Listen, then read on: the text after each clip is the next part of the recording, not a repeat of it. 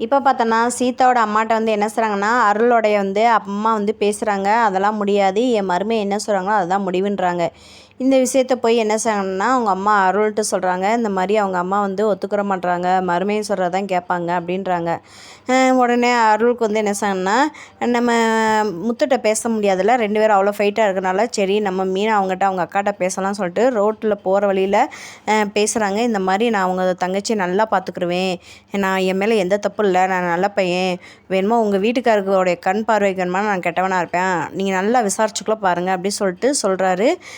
உடனே நம்ம மீனா வந்து நான் பேசுகிறேன் எங்கள் வீட்டுக்கார்ட்ட அப்படின்னு சொல்லிட்டு அவங்க கிளம்பி வந்துடுறாங்க. வந்தோடனே முத்துட்ட எல்லா விஷயத்தையும் எடுத்து சொல்கிறாங்க. முத்து செம்மையாக டென்ஷன் ஆகி, நான் எடுத்த முடிவு அவ்வளோதான், இதில் எந்த மாற்றமும் இல்லை, தயவுசெய்து என்னை எதுவும் இது பண்ணாத, என்னை மீறி எந்த இதுவும் நடக்காது, நான் நல்ல மாப்பிள்ளையை பார்த்து சீதாவுக்கு நான் கல்யாணம் பண்ணி வைக்கிறேன் அப்படின்னு சொல்கிறாங்க. இங்கே பார்த்தோம்னா நம்ம ரோஹிணி வந்து மனோஜோட இங்கே வந்து அந்த ஷாப்புக்கு இவங்களும் போகிறாங்க.